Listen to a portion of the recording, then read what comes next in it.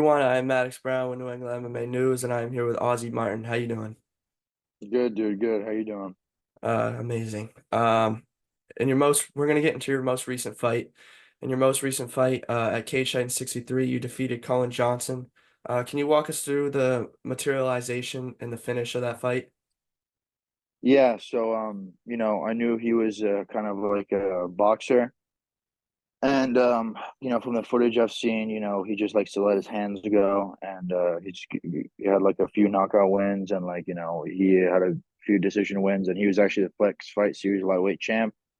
Came up a weight class to fight me in cage signs, and I just I know what I can do when I fight, and I know that I'm very powerful. I'm fast, so the game plan there was just chop his legs, be aggressive, and just try and put him away. Honestly, I didn't really have like a set game plan. Like it was just kind of go in there and either if you want to take him down, take him down. If you want to fuck him up on the feet, fuck him up on the feet, and I'm always trying to do that. So first round, I like to download a little bit of data on my opponent, see what's going on, see if I can see anything. I felt pretty confident that I could outstrike him, and you know, it was a fun fight. I always like a good striking fight, a good striking battle, and I just got in there and figured him out by the end of the first round. And in the second round, I really let loose. I felt very good in the second round, and just found the shot. Noticed he was leaning back a lot and framing out with his hands, and I just needed to be a little bit more aggressive and come forward with my footwork a little more. And as soon as I hit him with that right hand, I saw his eyes roll back, and I knew he had checked out, and that's when I just went in for the finish right there. Did the fight play out like you thought it would? Yeah, honestly, yeah. I expected to beat him. Obviously, no disrespect to him. He's a great fighter, and he brought it. And but the thing is, with me, the expectations I set with myself are extremely high, and I should be finishing these guys. If anything, I should be finishing them in the first round. That's just what I expect of myself. The amount of hours I put into this. I expect to be winning fights. There's no excuse really. What lessons did you learn from that fight in training camp, and how you apply that to your next fight? I just learned honestly, how to recover properly. Um, every training session doesn't have to be 100%.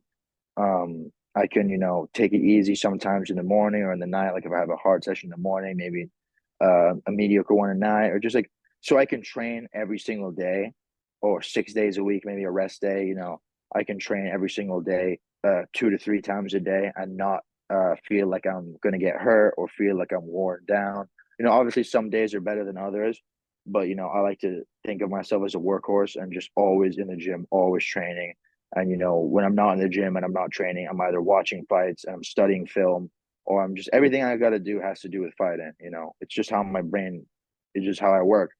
There's not 1 second of the day where I'm not thinking about either my opponent or fighting in itself. Whether that be in the cage or whether that be anywhere else. I just love it so much. I really do think I was born for this. How important was your team and support system in preparing for this fight? It was everything. They gave me like No Sos MMA gave me the confidence to go out there and let loose. And obviously training with a bunch of different bodies was just amazing for me, and it just gave me the confidence where I can really let go, and I don't have to be as cautious or you know, it's just like training with all those people, like it really gave me the confidence and obviously upgraded my skill set to where I can't like I'm not just a boxer, I'm not just a kickboxer. I can wrestle, I can grab, like I can wall wrestle, I can clinch, and I can just do all these different things. So my horizons were expanded very much so. Were there any specific people in that camp that you would like to thank and acknowledge? Of course, like David Burke for one, Kyle Hill, Brody McDougal, you know, Nate Grimmer, just like Kyle Pafal, like Jared St. G, Nick Eldridge, like everyone really, like I can just go down the list of everybody here that really helped me out. and obviously Ross Danner and like just like everyone, man, just like everyone here like cares. And it was crazy too because like I wasn't even fully a part of the gym. I come here to do my training camp, and obviously I was leaning towards joining here after the first time I set foot in here. I trained with everyone. I was like, dude, this is the place for me. Like I love it here. Everyone here is great, and just the training is just next level. Devin Powell does a really, really good job of not only running practices, but just like being strict and just being a fucking coach, man. Like being a really good coach and setting high standards for every single fighter, where he knows like he has a goal to just produce the best fighters, not just in New England, but in the world. And like you can really tell when you come in and train here, it's not for everybody, We've had people come and go or come for a little bit, say they want to train, then they don't come back, whether that be personal problems or whether they just think that we train too hard or something, like we train hard, man, and people are surprised when they come in here. And that's one thing I remember when I first came here, like people were like saying me, the fighters were like, yeah, like we train hard, or like I know a lot of like Gator, I remember told me, he's like, yeah, like I'm curious to see how other people react to the fire rounds we do here from other gyms and stuff like that. That's something that just always stuck with me, just because I always hold myself accountable, and I always trust myself to have very, very good cardio and just be in top notch shape and just do everything right. All right, now we're gonna go into your next fight. You're fighting Jayden Curley at Cage Fighting 66 on July 20th for the welterweight title. What are your thoughts on your opponent, and how do you see this fight going for you? He's a strong wrestler. Wrestled in high school, wrestled in college for 2 years, I'm pretty sure. And I've watched both of his fights, and like I definitely think I have the striking advantage 100%. I honestly I think I have a grappling advantage too, but people just haven't seen that in the cage just because I prefer to stand up and strike. Just because I don't go out there and I try to take people down doesn't mean that I'm not good at it. Like I trained MMA for a while now, and I trained with fucking savages, and I trained with fucking just such good people. And you have to adapt or you get left behind. And I think like like I'm an MMA fighter. I'm a mixed martial artist, not just a striker, not just a boxer or a kickboxer. I'm an MMA fighter. I'm good everywhere. As to him, like I don't really know. Like when I see him striking on film, it doesn't really impress me that much. He's explosive. He's athletic. He'll pick you up. He'll put you down. And like that's it really. Like he's a grappler. Like he's a wrestler. I'm a mixed martial artist. And honestly, like how the fight's gonna play out, I think he's gonna try and dive for my legs every 2 seconds. I think he's gonna try and put me up against the wall. But I just think I'm too fast, too strong, too powerful. My strikes, I don't know, he's never fought anybody like me. Not like in his 2 fights. His last opponent was his best opponent, Tim Melvin. All respect to Tim. Like he's a great fighter, but I don't think he's on my level whatsoever. Speed wise, athleticism wise, power wise, even especially my fight IQ. Like I like to think of myself as an extremely smart fighter, and obviously having more cage time honestly helps me. But just also that this is my life. Like my discipline is just right there. I take a lot of inspiration from old fighters like Marvin Hagler, Roberto Duran, and all of those fighters because they're like iron. They're disciplined. They don't break. They're disciplined for anybody. They're committed. They're in the gym all the time. And at the end of the day, you half-ass this shit, you're gonna get half-ass results. You know, People get in there and they lose and they're surprised like, oh, like I'm so like sad. Why did I lose? Like if you've been half-assed in your camp and you've been undisciplined and you've been doing dumb shit, then there's no fucking surprise there. To be honest. How do you plan to approach the first round of the fight, and what adjustments are you prepared to make during the fight? You know, Whatever happens, happens. All I know is that I'm putting my fucking hands on him. And all I know is that, he's going to be shooting for my legs. He's going to be trying to take me down. And that's it, really. And I'm just going to pick him apart and I'm going to hurt him. And, at the end of the day, like he called me out. So he went in the cage and called me out by name. So, this is personal for me. I'm going in there. I'm going to try and knock him unconscious, just like everybody else I fight. Like I'm not gonna go in there and try to point fight. I'm not gonna go in there and try to wrestle him. I'm gonna go in there to try and fucking fight him. How have your past fights helped you prepare for this fight? Honestly, the last like pure grappler I fought, which was a very, very experienced grappler who trained out of New England Cartel and Team Link. And he had been training for years, competed at IBJJF, Mike Souza, shout out Mike Souza. He's a good guy, we're buddies now. And that was my first fight, man. I had like 7, 8 months of jiu-jitsu experience, really. And, the fight started.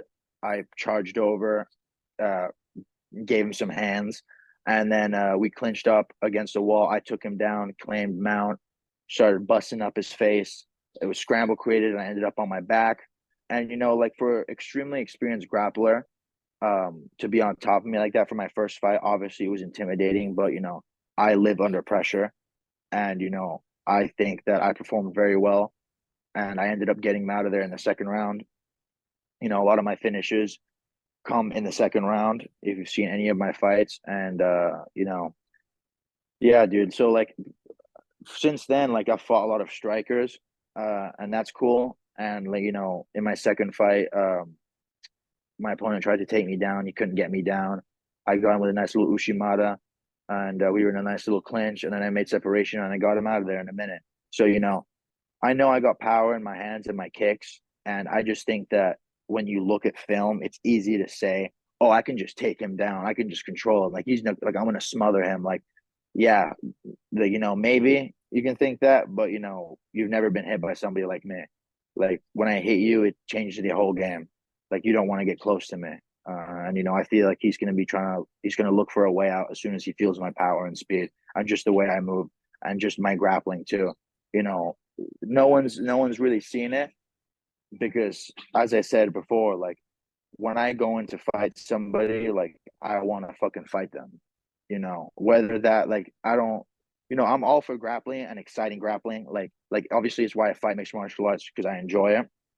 But at the end of the day, dude, like when I'm looking across my opponent, I'm thinking, how can I knock you the fuck out? How can I make you go on the floor with me standing on top of you? That's what I think.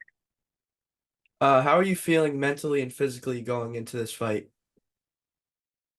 I feel, man, like please do not like mistake my confidence for arrogance. Because it's simply because I put so much fucking work in. I'm constantly in the gym. I'm always training. You know, it's not me being arrogant. It's just me purely being confident in my abilities. And you talk to any fighter, right before a fight, you have to be confident.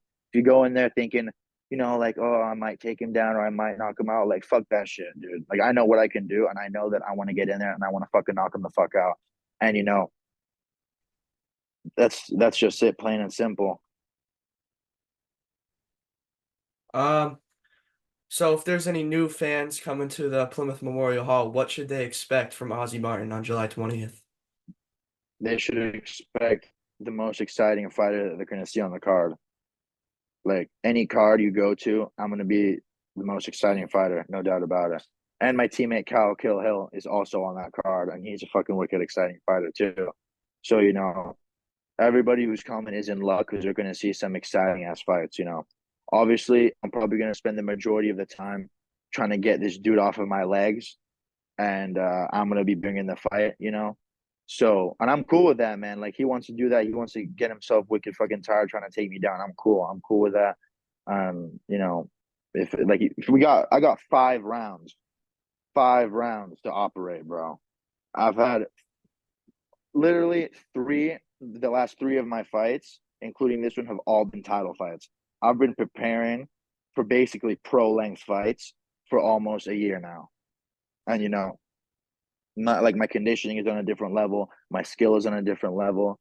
I just feel like people are definitely overlooking me, which is like I don't give a fuck, to be honest, because like when those cage doors lock, like no one else is in there, just me and my opponent.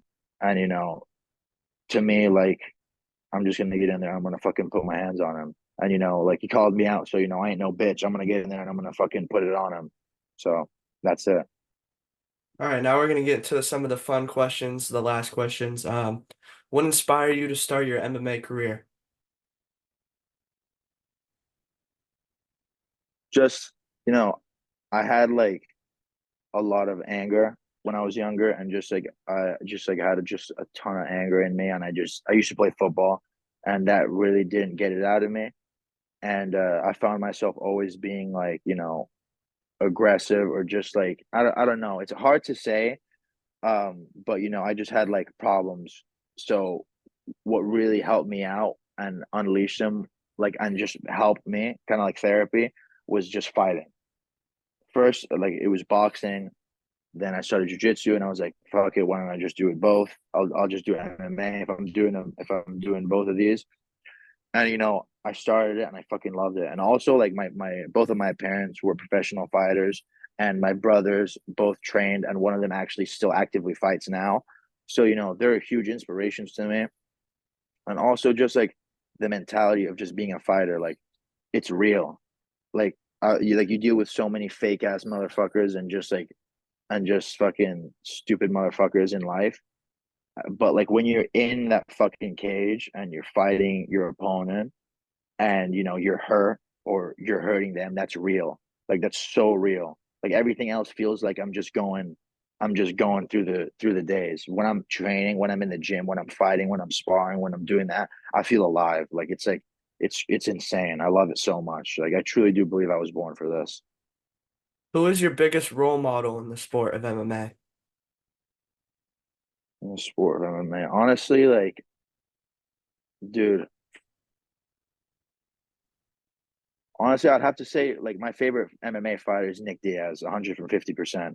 I'm a huge Diaz fan. I'm a huge Carlos Condit fan.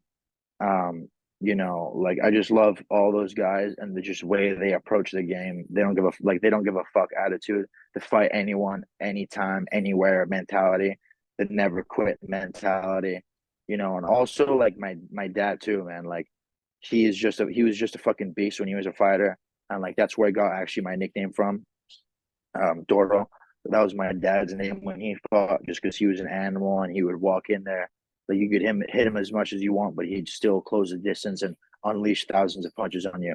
And like, you've seen my finishes, man. You've seen when I get people up against the fence, I fucking unload on them, and I unload fucking punches on them. And sometimes, it's just, I don't even mean to do it. It's just instinct. That's how I know I'm born for this. I'm just a, like, natural born killer. When I see someone hurt, I just want to take their life. Can you describe what you're thinking when you're standing across from your opponent in the cage? My life or yours, and I ain't dying in front of everyone. All right. That's it. Do you have any final messages to your fans and supporters before I let you go?